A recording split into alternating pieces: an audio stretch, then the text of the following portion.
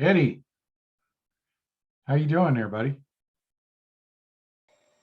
There we go. Good, man. How about yourself? Doing good. Good to see you.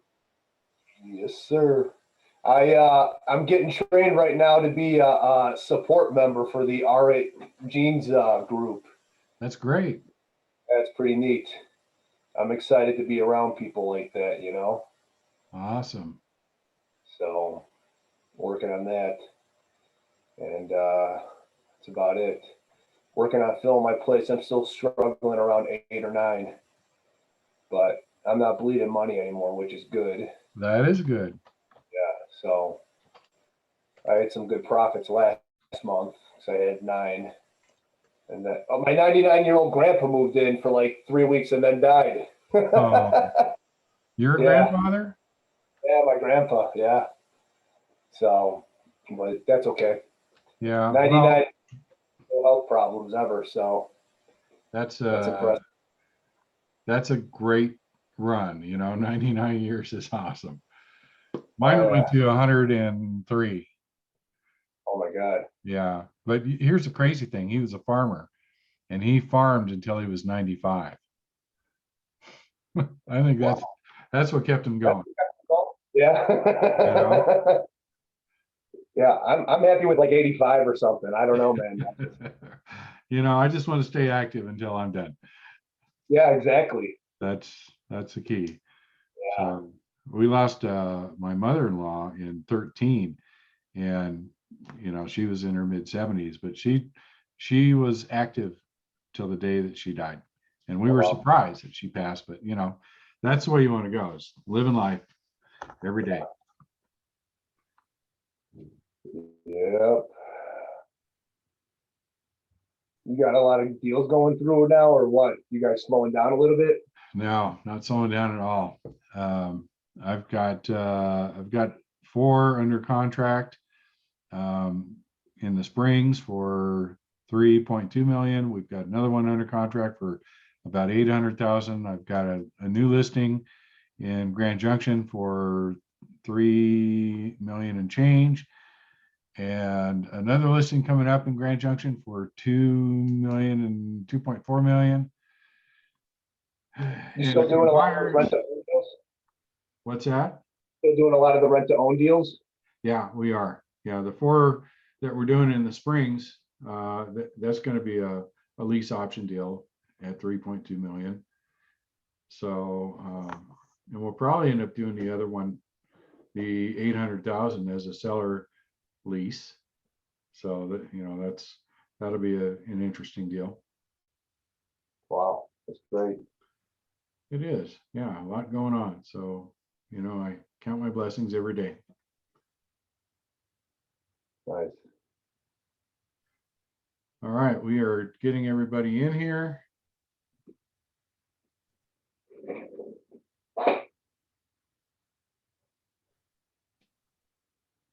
How's it going, Eddie? Hey man, how are you? It's good. Good. Hopefully you can share some of your thoughts and comments on it, especially if I say something incorrect. Yeah, sure. I randomly broke out into a room. His name was Tom. He knew a lot about it too. He knew a whole different aspect than I did. Interesting. Cool. So I'm sure he can correct us too.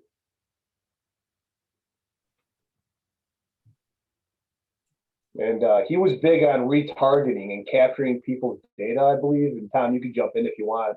I'm not into that because maybe I should be, because it's good to people to see your stuff over and over again. But I like to exclude people who are already on my page with stuff also, because I don't want to keep sharing it. When you see that frequency go to like 2, 3, or 4, I think that's what it's called, this frequency, where how many times a person sees an ad, Right. then they're running out of people to show it to. So that's why it keeps popping up in front of them. Gotcha. Yeah, there can be a little fatigue with that. Yeah.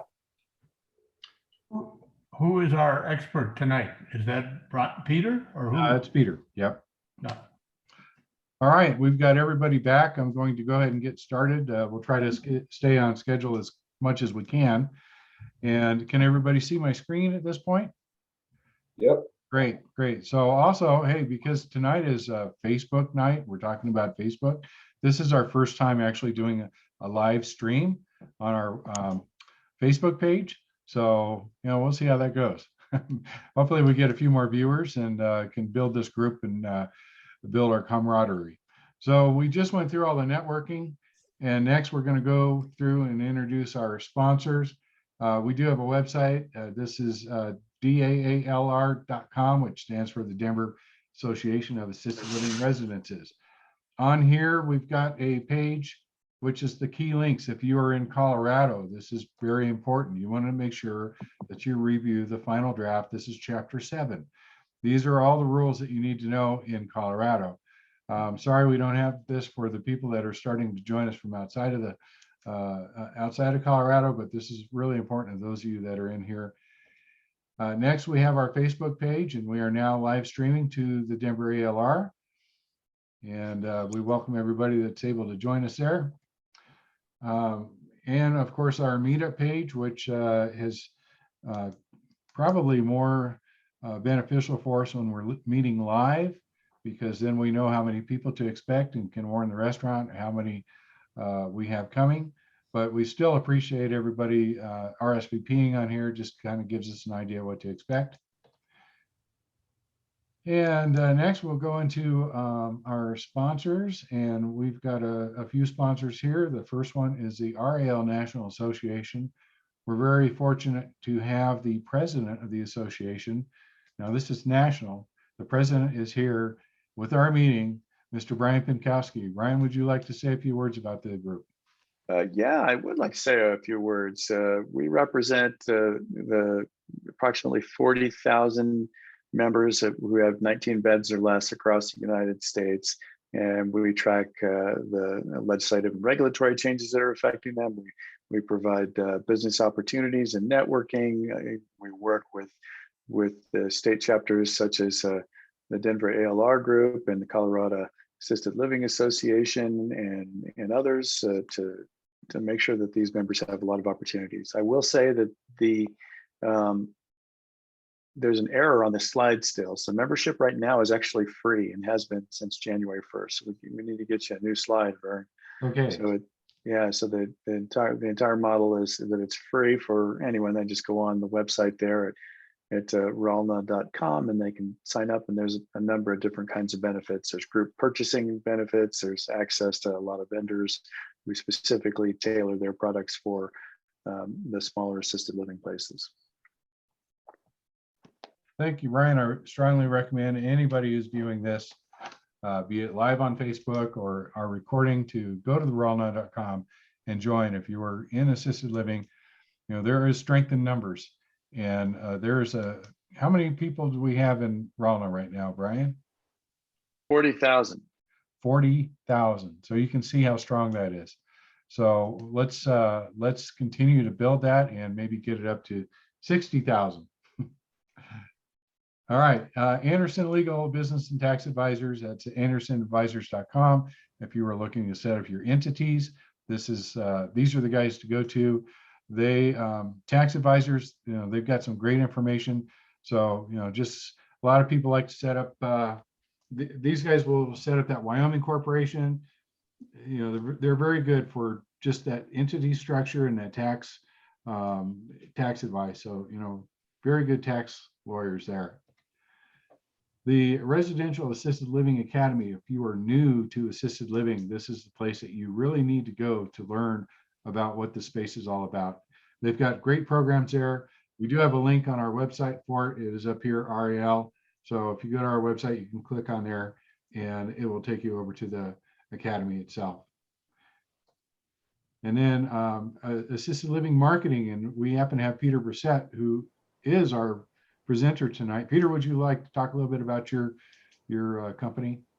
In a nutshell, we help with mostly digital marketing for assisted living residences, have for over 10 years now, is our core of our business. And yeah, I'll be talking tonight. Terrific. Thank you, Peter. Peter has actually built our site for the Denver Association of Assisted Living Residences, the DAALR site. He also has built a site for, what happened to my screen there? He built a site for our, my wife's sign company, and he's done a great job. It's been very responsive, and we really appreciate working with Peter. Okay, next we have the Colorado's assisted living lawyers. Actually, this probably should be the nation's assisted living lawyers, because really they do work across the nation. I recommend them to anybody that I speak with, and I do speak with a lot of people nationally. And whenever the subject of trying to figure out, hey, you know, how do I increase my bed count? How do I deal with zoning comes up? Then these are the people I recommend.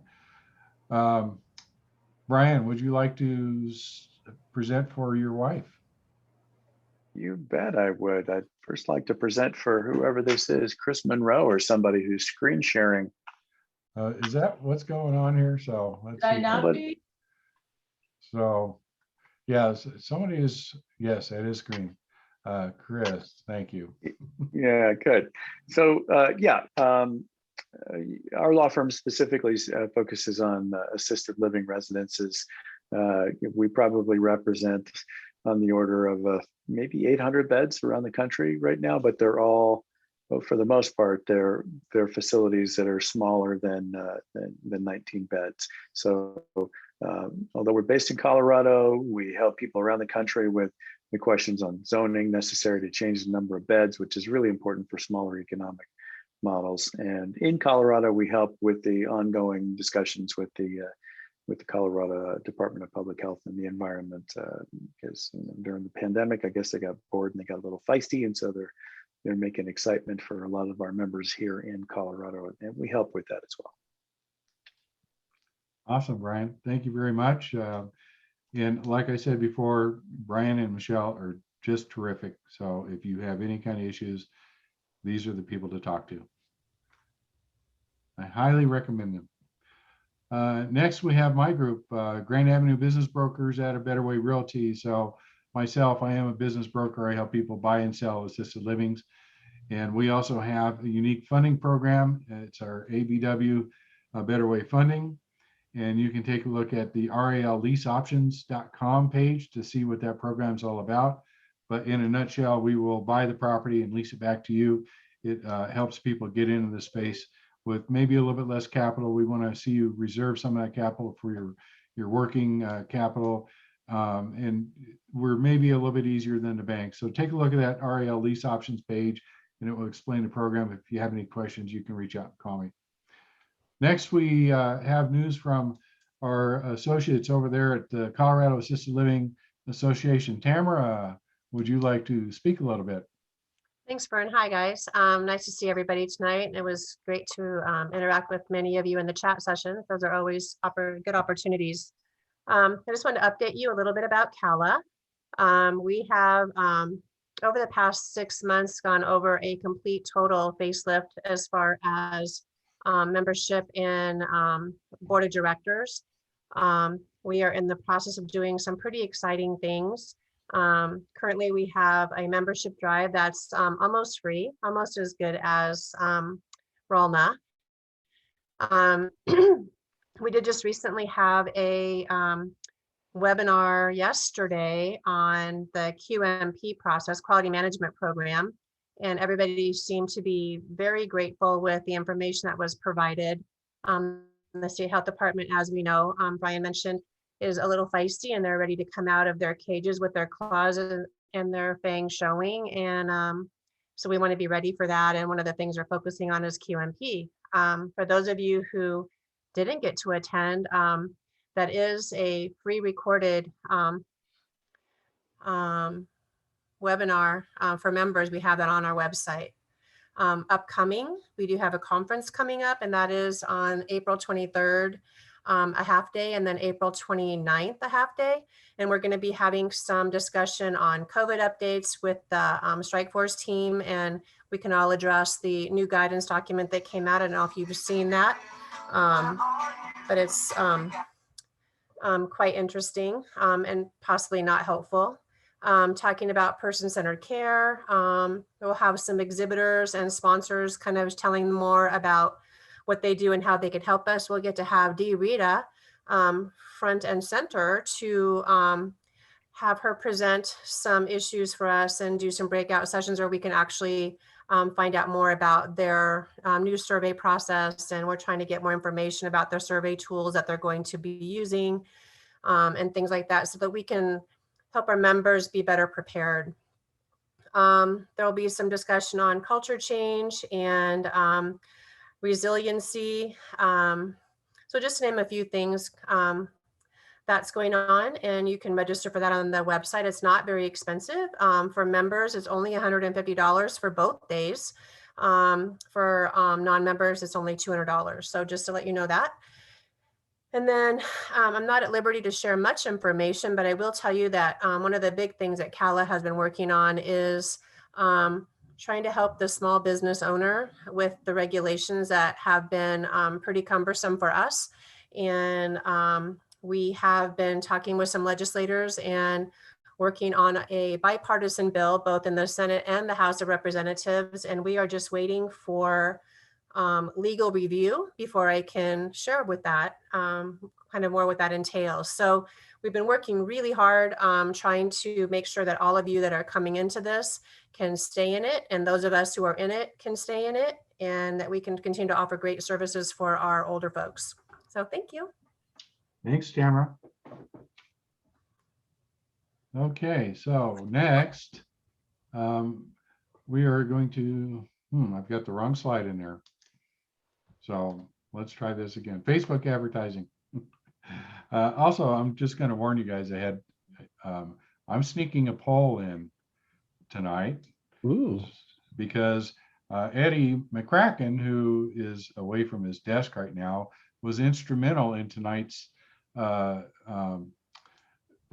topic. He reached out and said, hey, I'm having great success with the Facebook, and I think you should have a session on this. So thank you, Eddie, for that input. And our poll tonight is going to be asking you guys for more input. I've got 5 or 6 topics up there, and I'd just like to kind of see what you would like to see. So that'll be after the presentation. Peter Brissett, who is, he introduced himself earlier. He is our presenter tonight. And Peter, would you like to take over the screen? I certainly will.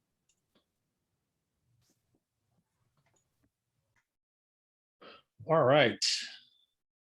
Well, thanks everyone for being here this evening. What I would like to do with this, in this first part of it, really is just kind of give you a general overview of how the Facebook advertising platform works, kind of some of the high level aspects of it, just so that you have a little better understanding of that. And then we'll talk some specifically in terms of assisted living and how you can do that. And of course, Eddie's here. He can chime in on some of the things that he's been doing and how it's been working for him on that as well. The main thing I want you to do is, if I say a term that doesn't make sense. So like if you guys are talking about regulations and healthcare and all that stuff, I'd be like, what? So I kind of operate in this world of technology and marketing. And so sometimes we have terms that we use that become common to us that we don't explain. So that's not my intention to be overly technical. So if there's something that comes up that you're like, wait, what are you saying? Just feel free to stop me and we'll talk about it. Fair enough? All right. So let's get into it. So we'll talk about Facebook ads and where they show up on Facebook. So primarily if you're using a desktop, someone's on their computer, they'll show up in 2 different places. This has changed a little bit though, because a lot of the Facebook feed has changed, and I don't know how much time you guys spend on Facebook, hopefully not much, but if you do, they're always changing the interface. So a lot of these changes, but the primary section that you see ads is this center newsfeed area. Same thing on a mobile device. So there's just one section in the middle of the phone where you'll see sponsored ads in there. So a little bit about Facebook ads compared to, say, Google ads. And as an agency, we've done far more with Google ads than we have with Facebook. And mainly because the difference with Google ads is that what we typically are targeting with Google ads is active buyers, someone who wants to solve a problem now. So they're hitting the search engine and they're searching to solve a problem right now. Facebook's a little bit different because, you know, we're not there on Facebook to solve a problem. We're there to socialize. We're there to see what our friends and family are doing. So we're not necessarily in that mode of quote unquote buying on that. So the way you do the ads has to be a little bit different. You know, a Google ad is usually a very strong call to action. Like, here's some good information, click here now, do this thing. Where Facebook's, you want to have a variety of things. You don't want to have a lot of strong calls to action, because I'm not there to buy something. I'm there to peruse and to socialize. So we'll talk a little bit about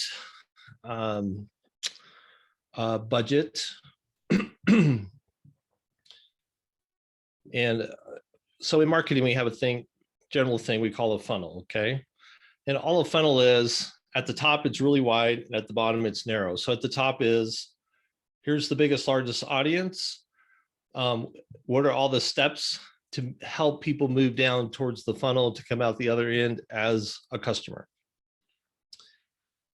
And so when you look at how much am I going to spend, and we can talk more about that. But in terms of breaking up your budget, there's a portion of the budget that's just around building audience and engagement and spending time doing that and money on that. And then a big percentage of your budget is not necessarily an email opt-in per se, although we're showing that here. That's a very common thing to do, but probably not as much for assisted living. But we're trying to get people to visit a website or to fill out a form or to do something in that process. And so, you know, that's generally where we see spending more of the budget in that category. And then the final, there's another category that we'll get into where we talk about different offers and things, but this is usually more smaller sales, like somebody selling a $20, $30 type product that you'll see that. But anyway, this is just to give you an idea how you might break up a budget. So the way that the advertising platform works is you have to pick a broad goal. Like, what's my broad goal that I'm trying to accomplish with creating a campaign? So these are pretty typical, the typical categories. So is it just brand awareness? I'm just trying to get my name out there. Am I trying to create engagement? Engagement is, you know, people commenting on and sharing my content. Am I trying to get new fans, followers of my Facebook page? Am I trying to actually just get leads or drive attendance to an event or send traffic to my website? So you have different goals that you can look at there. So this just kind of breaks that down a little bit more. You know, awareness is brand awareness ads or videos. You can target local people locally, either on mobile devices or somebody near your area as a part of that. And then reach is you want to get a broader reach of people. So again, it's more awareness. The other category is called consideration. So this is just traffic, engagement, Facebook app installs, more video views, actual lead generation, which we'll talk a little bit more about that. And then the last category of these is called conversion. So conversion in this space is something that you track, like someone fills out a form. And so when they fill out that form and they go from, they saw an ad, they clicked on the ad, they went to the page, they filled out the form, and they made it to a thank you page. So we would call that a conversion. So there's different types of conversions, but that's one example of a conversion. So that would be something that we would track, and that would help Facebook in optimizing that ad campaign based on an actual conversion. It could also be, if you have an e-commerce store and someone goes and actually buys a product and pays some money, that's also a conversion. And we'll talk about the Facebook pixel here in a little bit, which is basically just tracking code for that. So there's different conversions that you can set up and optimize your campaigns based on conversions. So the most common campaigns are traffic. So just driving traffic to your website. Boosted posts. So if you've got a Facebook page and you spend any time there, you can see that it's pretty easy when you create a new post on Facebook. They pretty much right in your face going, do you want to boost it? Which basically means, so when you post something on your Facebook page, let's say you have 500 people that follow your Facebook page. Just because you post it on there, it doesn't mean that Facebook's going to push that content out to all 500 people, and then all 500 people are going to see it. So typically what happens is there's a little bit of what we call organic reach. So we can post some content, and based on some algorithm that Facebook has, they'll push it out to a certain number of people, let's say 50 of your 500. And then depending on the engagement, so if people start liking it, commenting on it, sharing it, then Facebook will share it with more of the followers of the page. So that organic reach will expand. Almost never will it ever reach organically all 500, which is why you got to boost it. So if you really want everybody that's following your Facebook page to see that piece of content, then you can pay Facebook to make sure everybody sees that's following your page. And then a like ad. So a like ad campaign basically is, here's our Facebook page, please follow our Facebook page. So it's typically been called like the page, but I don't know if you've noticed, Facebook's starting to change that from likes to just follow. So you don't have people who like your page or fans, you have just people that follow your page. And you'll see requests, hey, follow the page.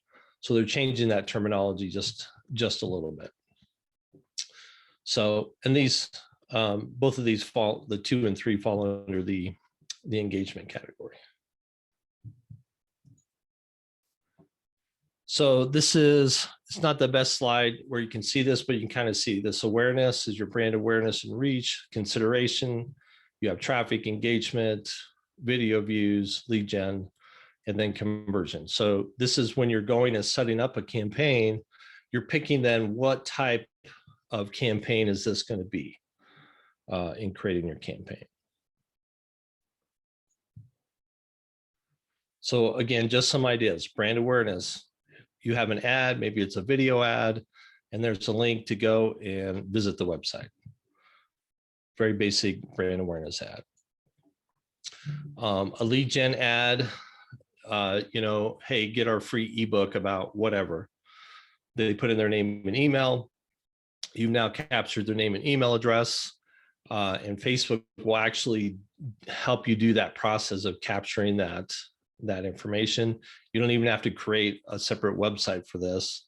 It can all happen right on Facebook. We talk about cold audiences. So a cold audience is an audience that's never heard of you. So if you're boosting a post on your Facebook page, those are people that have liked your page, they're following your page. So when they see that content, they're familiar with it. Some ad campaigns that you're going to do And even in assisted living, you're going to do it to completely cold audiences that have never heard of you, and to make that outreach to them. So in a lot of cases, speaking generally, you would do more of a lead gen type thing where you're offering something that people can opt in to get a checklist or some free information. And again, this is just to give you broad overview of some of the options that you have within the advertising platform. Some of the things you want to try when you're doing this, testing different images. So you could have the same ad copy. So if you notice these two ads, the text is the same, but we've changed the images. So we got two different images, and then we can see which one is going to perform better as part of the campaign. So we're kind of having a side conversation before we started with this, and talked about retargeting. So what retargeting is, basically when you've got the tracking code installed on your website, for instance, and you sent an ad out on Facebook that was to click on a link to go visit your website. Now you can actually create a whole campaign directed just at those people that visited your website. So that's retargeting. You probably have seen this. You probably have been shopping on some e-commerce store or something somewhere, and then you go back to Facebook, and then you start seeing ads for the very thing that you were shopping for. You probably have seen that. So that's retargeting. That's what's happening there. So they're specifically able to track your activity on their website, and they're running ad campaigns then towards you to try to get you back to their website or to complete the purchase. So that's what's happening. When you see that, you're like, hey, that's kind of creepy. I was just on that website. Why am I seeing all these ads? So we talk about boosted posts a little bit.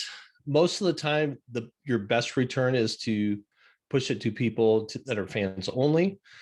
Again, this is something you should test, because in a lot of cases, you can send it to people who follow your page and to people who are also their friends. And so once in a while, you should test that, because if there's a close enough demographic that's similar, you could get more followers of your page that are going to be in that ideal audience for you. And obviously, your current people that follow you, you want to try to keep them engaged over time and get them re-engaged in case they haven't been back to your page in a while. All right, so we'll talk Pixel. So the Pixel basically is just tracking code. It's software. It's a little snippet of code that when you set up an ad account on your Facebook page, and in Facebook, Facebook gives you some tracking code that you can then place on your website. So its main job is to track those page views. So when someone clicks a link that you posted in either an ad or just in a regular post, when someone clicks on that and goes to your website, it tags them as going, okay, we know who this generically, we know who this person is, based on their what they've done on Facebook and visiting the website. And then of course conversions, we talked a little bit about that, where someone filled out a form, it took them to a landing page, it created a conversion. So you can track those specific conversions. So this software is this little snippet of code is what makes that possible for that. And it's a one-time setup. Once you set this up, it's there and it just does its job for you.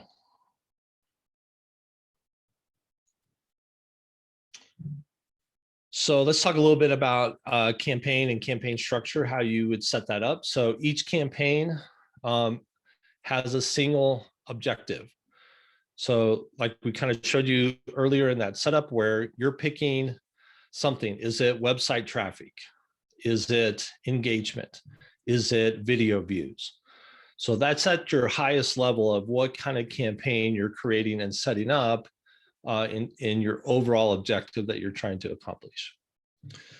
And then within that, we have what's called an ad set. So an ad set is your budget. How much am I going to spend on this?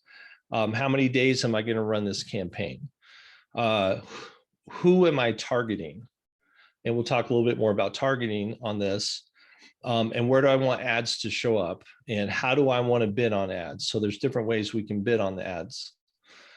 So all that happens at the ad set level. And then your actual ad, the ad that you're running, is tied in below that. So each ad set, so a campaign could have multiple ad sets, and each ad set could have multiple ads. Why would you do that? Mainly it's for testing different criteria. So again, if our main campaign is we want to get traffic to the website. So we might have two ad sets where one ad set is targeting a specific audience, and then the other ad set is targeting a different audience. So we want to see how those two audiences compare to one another. And each one may have the same ad underneath it, identical ads. So what we want to see in that case is how do these two different audiences respond to this particular ad? The other way you could do this is just have one ad set, one criteria, but then maybe you have 2 or 3 different ads.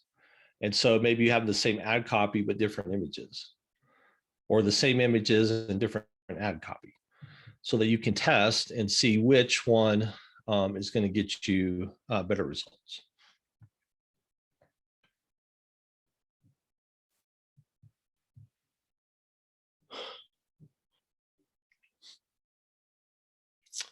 So all of these settings, so there's a lot of different options in here and to get to this. So this is kind of the latest of what this looks like once you set up in the ads manager. So, you know, if you're clicking on the dots, you're expanding this out and you're able to look at all the different options. And actually, if you scroll down through this, you'll see all your different options that you can do in terms of setting up your ads in the ad campaign. And really, I'm looking at this slide going, why did I put this here? I don't even remember, guys. Yeah, you can laugh at that. It's fine.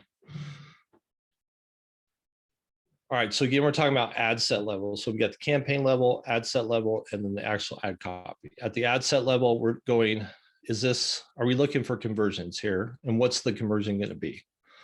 This is where we would set that up. Targeting. So targeting is a geographic area, for example. So in particular for assisted living, if you're, you know, in Thornton, Colorado, you probably don't want to target Littleton, Colorado, right? You're going to target a more specific geographic area closer to you.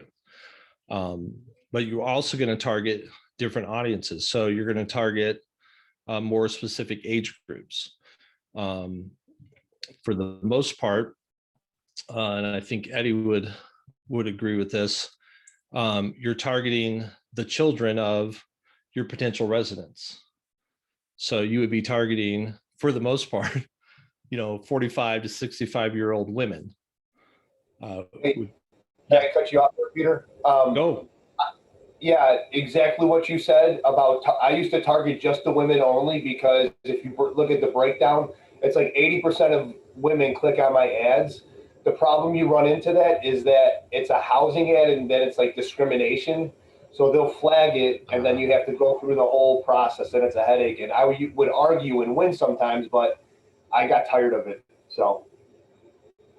Gotcha. So this is the other challenge with working with Facebook, is that they have a lot of rules that you don't really know about until you run some ads. So, which is why you got to test different things and have different ads running. Placement basically is it in the news feed, which for the most part right now, everything's, because of how Facebook's changed the layout, most everything's winding up in the news feed. There is an option in here too where Facebook likes to put ads on different partner sites. that they have advertising with, you really don't, it's not ever really beneficial to do that. You really just want to keep your ads just on Facebook only. And then of course your budget, how much am I going to spend per day, for how long? So you can control and set all of that function as part of your ad set level. And again, detailed targeting, you can get as detailed as you want to here in general. If you know that the people you're targeting are fans of certain things, you can actually target that interest and target that interest category so that you can target people that have followed certain TV shows, for example, or certain celebrities, or certain topics. So there's a vast amount of data that Facebook is collecting on you all the time based on your activity and what you're doing on Facebook. And it covers a gamut of options in that way. So again, what else can I target? Job titles, income, college degree. Are they a homeowner? Lots of different things that you can put into that to really try to target who you think is going to be ideal for, ultimately ideal for you as potential clients or residents, and try to get that match as close as possible. And your ads will perform better because of that too.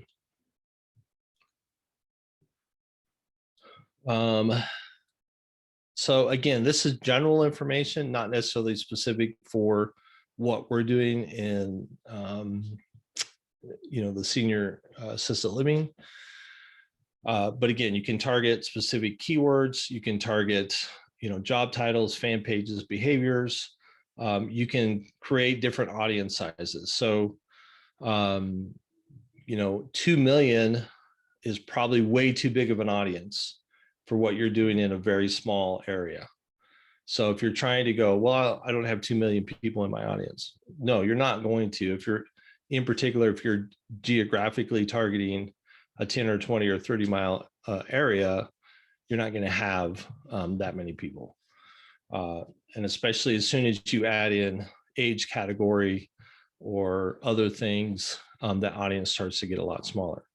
But if I'm spending a lot of money on Facebook and I'm trying to sell books or t-shirts or something like that, then I need a bigger audience that I can sell that stuff to. So again, this is just general information about the platform. And typically good just to run one ad under each ad set as you go through it.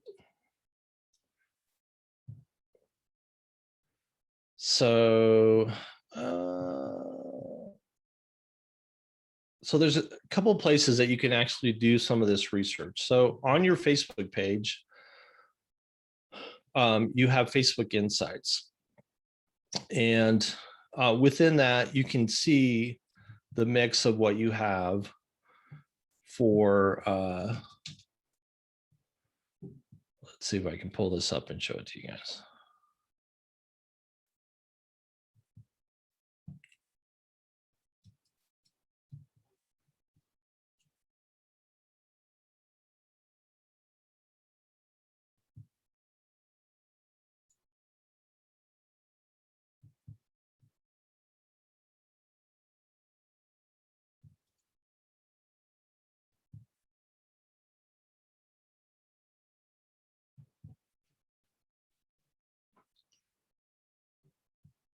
So over here, you can see it's called Insights.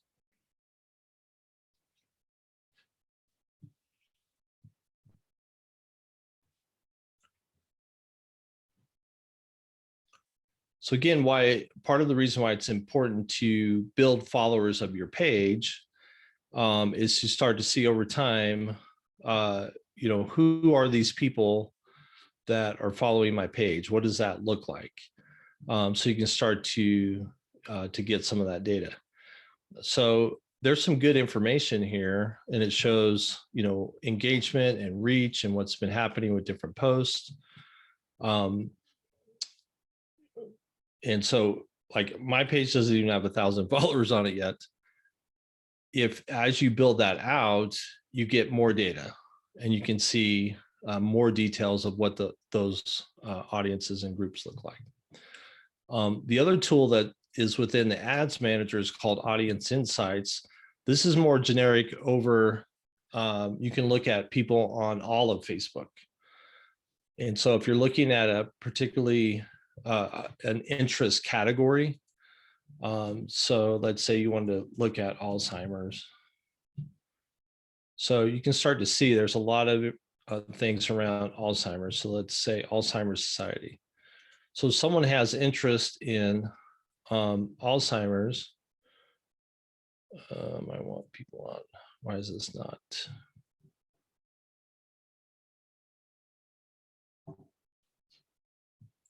Well, this is what it should be showing me, but it's not right now. It'll show you age and gender, relationship status, education level, job title, what kind of pages do they like, where are they located, what's some of their activity. So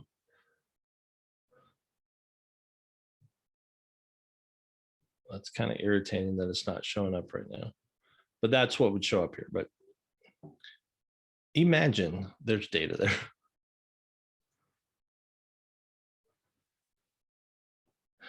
Suggested keywords. So as you build out the ad campaign inside that ad set, it'll give you suggestions. And then there's something else called audience overlap.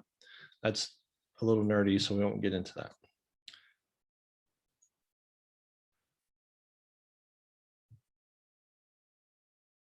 So again, this is part of your audience insights where you can see, what's the breakdown of men versus women? And then what's the age breakdown within the category? So you can see where are most of my fans coming from, most of the followers of my page. So audience insights. So again, this is what this would look like. If you picked a category, and it would show on Facebook, men, women, ages, and that breakdown.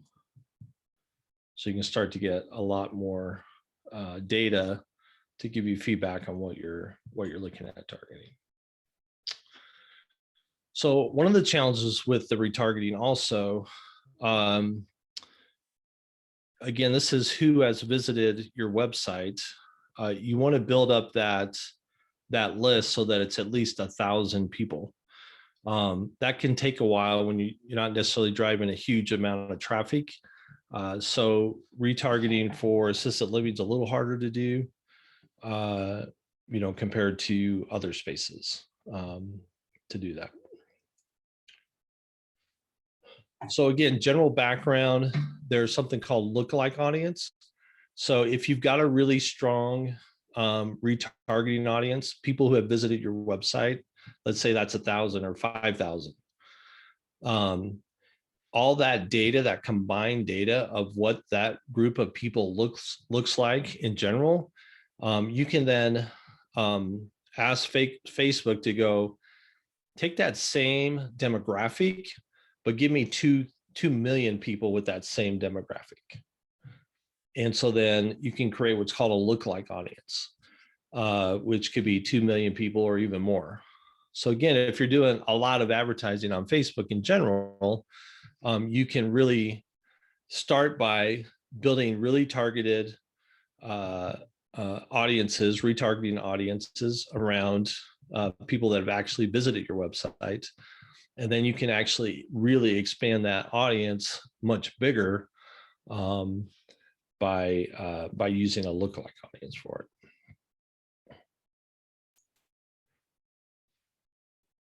So, and there's several ways to do that. So people that like your page, people that have signed up for your email list, your website visitors, people that have engaged in some way with you as well.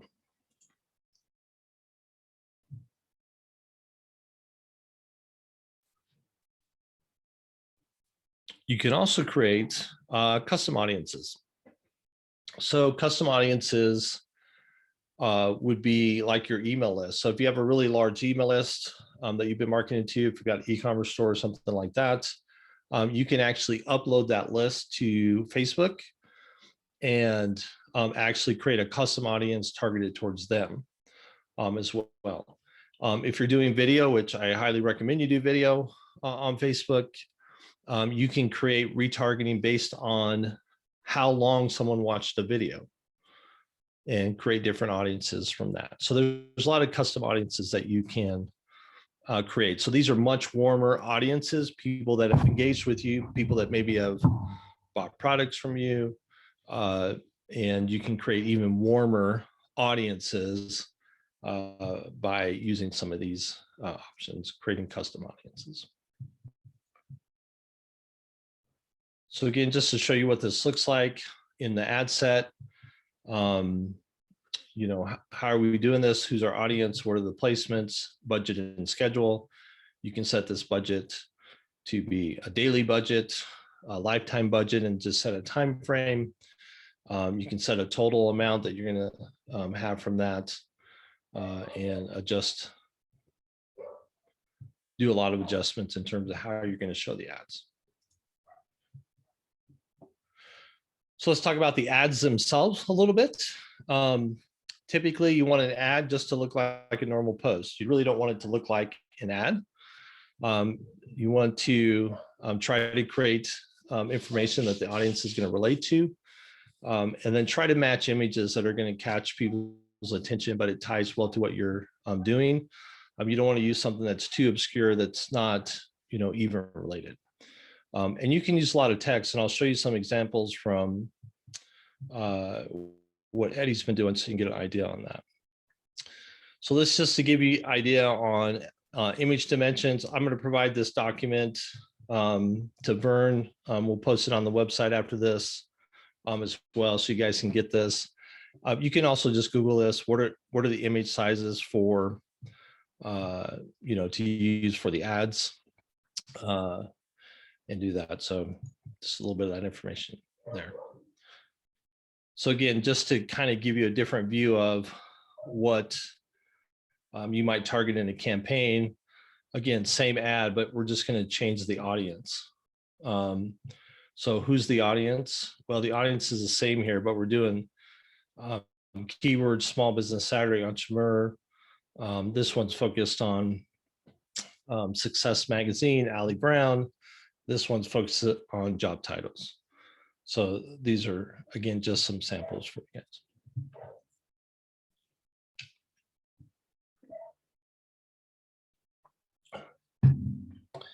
So there are a lot of different ways you can view the data.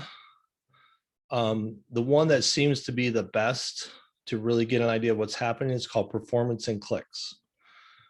So when you go in here, you can select over on the right-hand side how you want to view that data.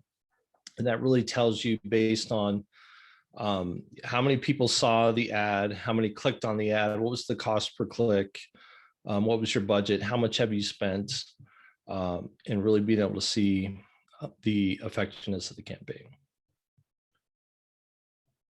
And again, here's the results. What were the results? We had registrations, or we had people sign up for something, and then what was the cost for each of those results?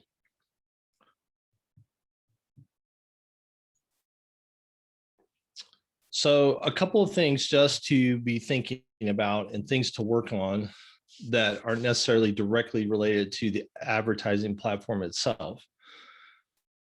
One of the things you want to do is build page followers. Like, you want to have more followers of your page. You can do a like ad campaign for that. And ideally, if you want to get to that 1,000 page follower mark, your ads and everything that you do is going to be much more effective at that level of followers. So just to give you an idea, let me go back here.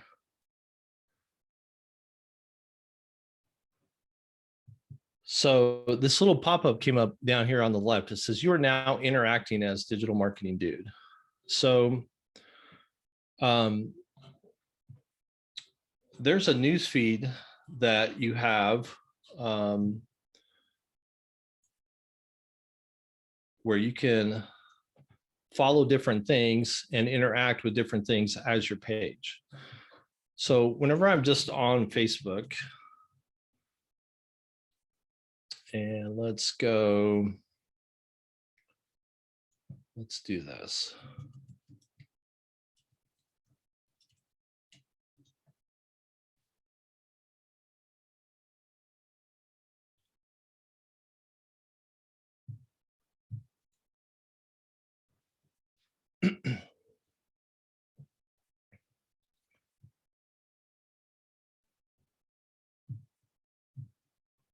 So when you see here, here's a post by the Chamber of Commerce, and it's got my picture here. And if I write a comment, it's doing it as me from my personal profile.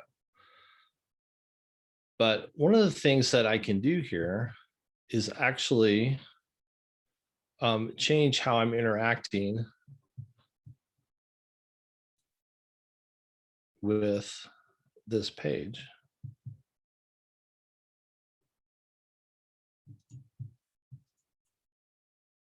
Huh.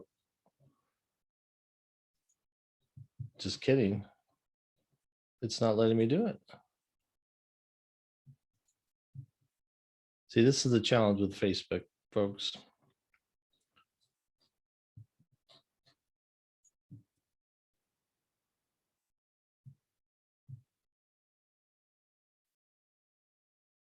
All right, so one of the things I can do is like this as my page.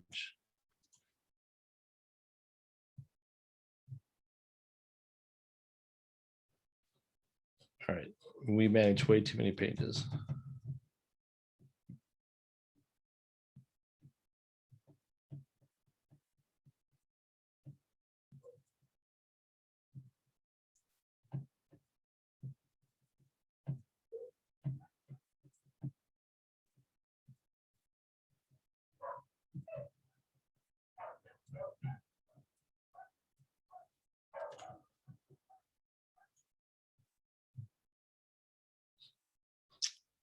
I'm pretty sure I already follow this as my page.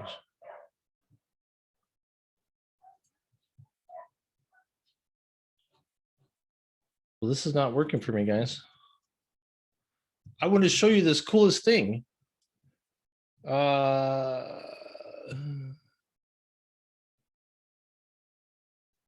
Let's try a different page. They may have different settings.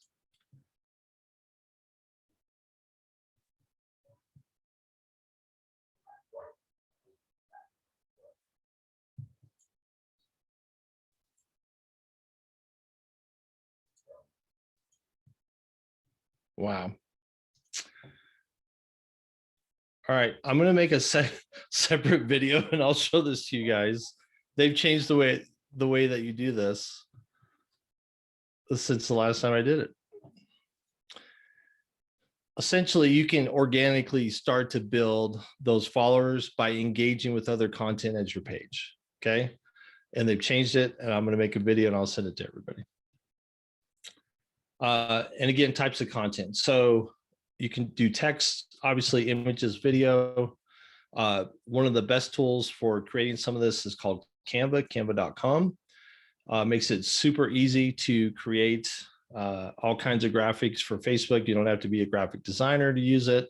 They have templates. You just change some things out and can use it. They even have video and lots of great things there. So to give you an example, and Eddie can speak to this a little bit, but just to give you an idea of the type of content that they're doing, it takes some thought, it takes some work to create meaningful content that people are going to want to engage with, and you really have the perfect audience that you can do that with in terms of the actual content. People love sweet elderly people, and it pulls at your heartstrings, makes you want to engage with it. Here's what I wanted to show you where, look at how much text they put into this. They're really talking about the facility and what they're doing and why it's different, along with the picture. So they're taking some time and putting some real thought into not just a post, but this is a post that they can then boost that a lot of people are going to see. You can kind of see down here at the far right. I don't know how much Eddie probably posted this or boosted this, but it's got 17 comments, 20 shares, and over 223 likes. So that's phenomenal, right? That's really a super engaging piece of content. And that's part of what you're looking for and what you need to have to be effective for these kinds of campaigns. So, and again, here's one: take great pictures, tell a story, share some things that folks are doing and how it's going and all that. So put a little thought, and it doesn't take much, and you can create really great engaging content, and that's going to do a lot of the work for you. Putting some money behind it just amplifies the good content. So good content really is important. So that was a ton of information. Thoughts, questions, anything you want to throw in, Eddie? You did a good job explaining everything, like breaking it down. You're very accurate with that. Like how you broke down the ad sets and everything. And I don't get into that, or like the comparison with pictures and everything. I try to, and then even Facebook, they offer, like when you start advertising with them, they'll like say, hey, call our toll-free or set up an appointment with one of our advertisers. And then you speak to somebody in India and they say, oh, put this, have them fill out a form and they'll help you and they'll fill it out and you can call them. And you think to yourself, just by saying fill out a form doesn't mean they're going to fill out a form, and they'll say, yes, they will. So yeah, like that's where you hire somebody like yourself, like where you guys would get in depth with stuff for that. Right. But just sticking to the basic stuff by boosting posts, you can't go wrong. Yeah. Well, and I think that's the key with creating really good quality content, because that's really what's going to drive all of this more than anything. If you have really crappy content, it doesn't really how much money you spend on it.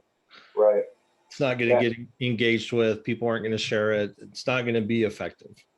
Yeah. And then just how we were talking about, I used to have separate advertisements, like create a special advertisement that would show up on somebody's screen, and then once my paid advertisement is done running, then that's gone. So it doesn't matter how many likes I got, but that's why you always do it on the post, like the stuff that you were bringing up about how many likes I have.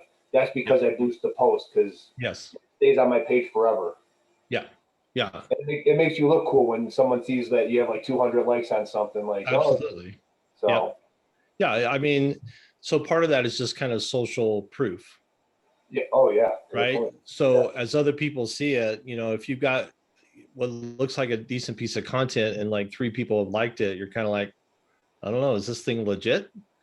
Yeah. But if there's over 200, you're like, oh, what's this? Like, I got to check this out because everybody else is really engaged with this. I need to see what this is. Peter, we had a question that came in, and that is, what's a reasonable budget for Facebook advertising? Well,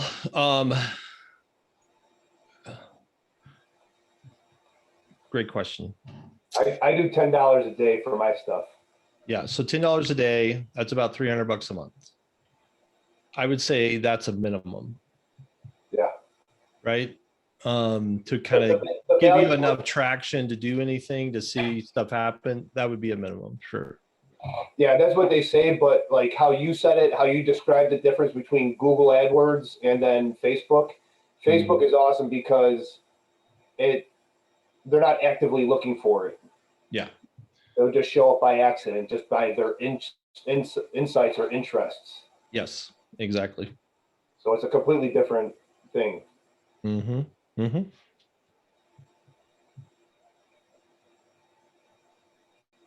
right. Any other questions from the audience? Yes, quick question. Peter, what percent of your ads include some kind of lead capture? And like a lead capture landing page, I understand that that's where conversion ads come in. Yeah. When you're trying to capture leads, and there are others, you're just trying to generate traffic. Right. You're create a big funnel. Yeah. But, you know, as a simplified question, what percent of your ads include some sort of lead capture? I don't know that a percent of ads is kind of the category. It really just depends on what we're trying to accomplish, you know, for a client. So if what they want are people to sign up for their email list, you know, then, you know, then it's 100%. Like that whole ad campaign is specifically set up just for that. But even in that case, so that's, the question more is about how much am I doing towards cold traffic and how much am I doing towards warm traffic? So cold traffic is people that have never heard of you. So you got to run, you know, 20, 30% at least of your ads towards cold traffic. But now that they've hit a landing page, now that they've engaged with content, now they're warmer. Now I'm spending 70% of my ads for the rest of that. So you might send some, if you have a really strong offer and you're got your audience dialed in, you could do that, the lead capture with a cold audience. But usually you have much higher conversions if you're sending warm contacts to a landing page. But again, all of this, depending on the category and the product and the service, you got to dial in and test and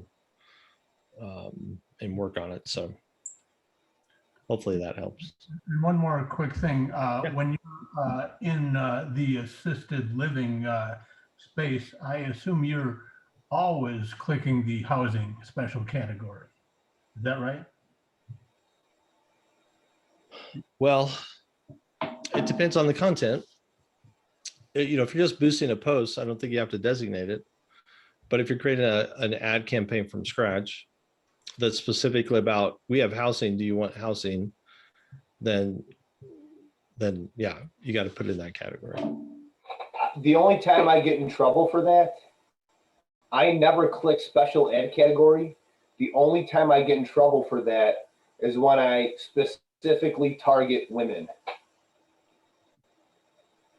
And just that demographic.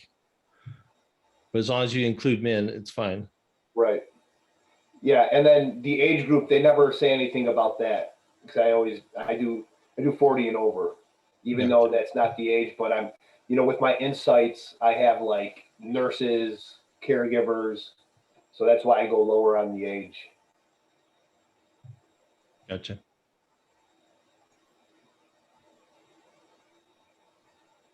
All right, well, that was great stuff, Peter. Thank you very much. Any other questions before we move on?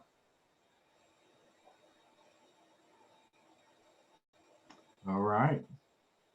Well, let's give Peter a round of applause. Thanks, guys. Much. Again, we appreciate you. Okay, so I did tell you guys I was going to sneak a poll in on you, and let's see if I can figure out how to do that. Looks like I need to stop my live stream.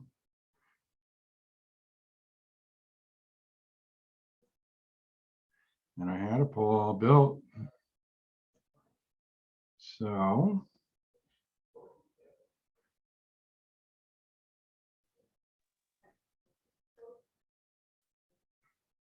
there it is. Okay, so what subjects would you like to see covered in our meetings?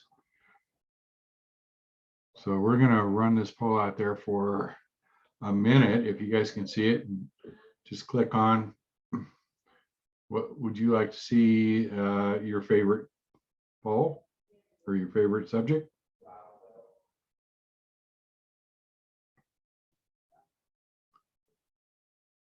Yeah, I got a question real quick, Vern, about Peter. Um, you offer your services for Google AdWords? Yeah, that's actually, we do a lot more with Google AdWords in senior care than we do with the Facebook space. So, How do you work with like your rates and everything?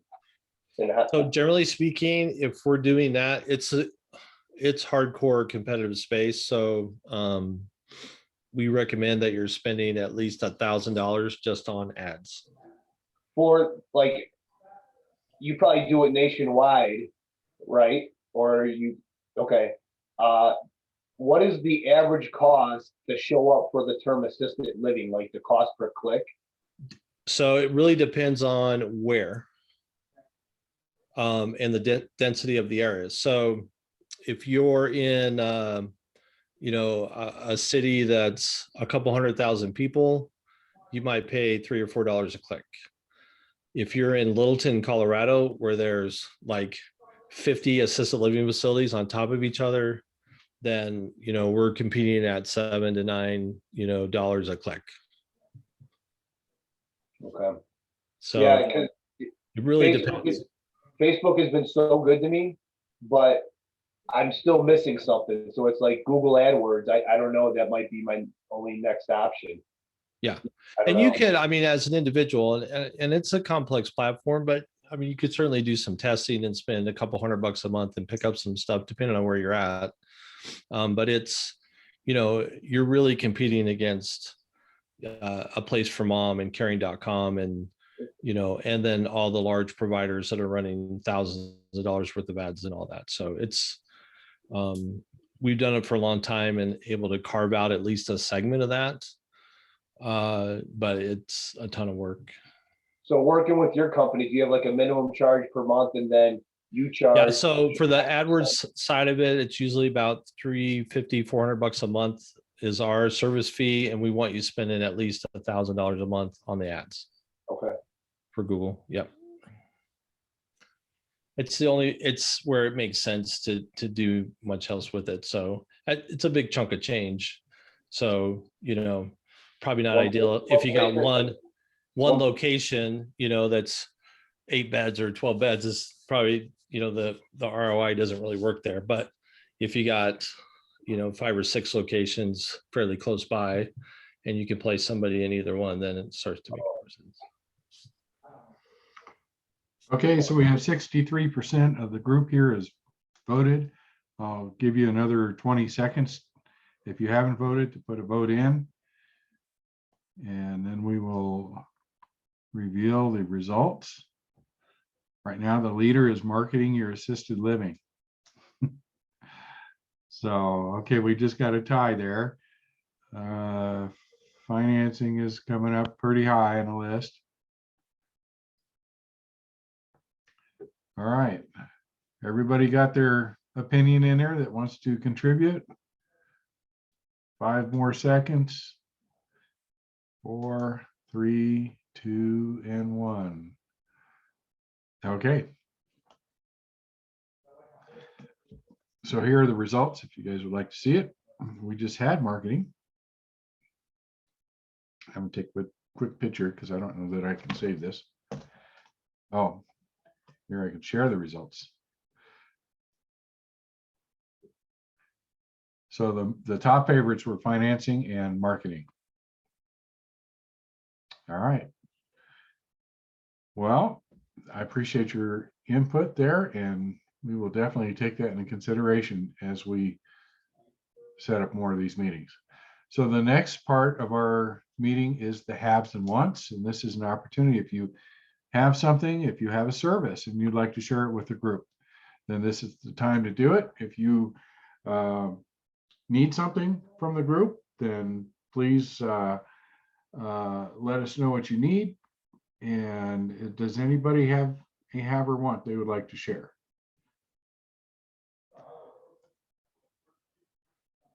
Okay. I don't see any hands raised yet.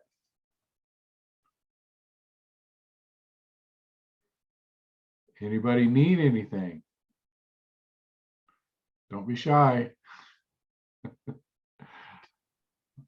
All right. Well, we don't have any haves. We don't have any wants. I do have a have. I'll announce it.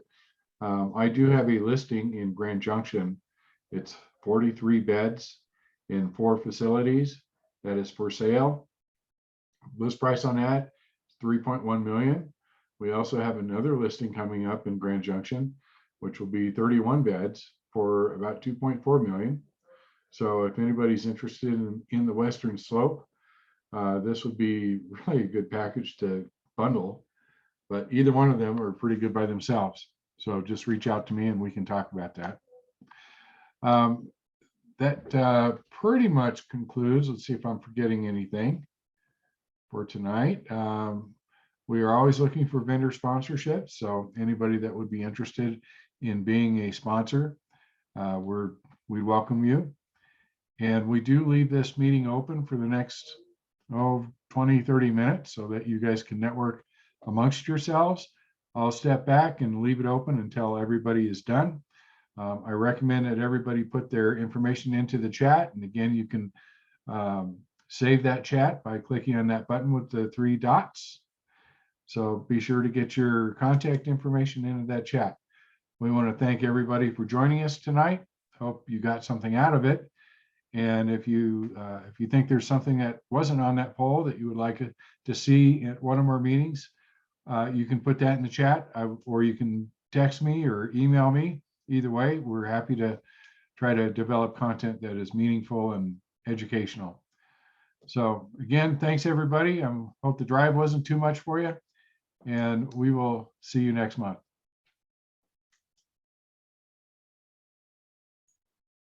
Thanks, everyone.